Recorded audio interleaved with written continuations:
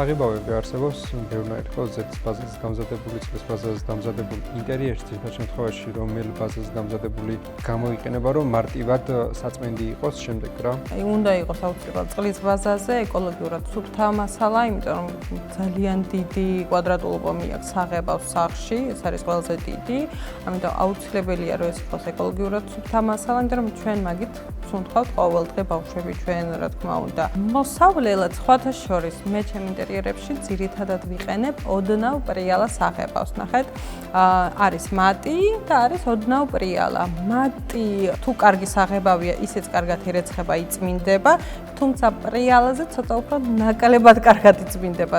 ზოგს ნათურებ, ხა თუ ცუდი საღებავია, იქ თითის სანაბეჭდიც ჩანს ხოლმე.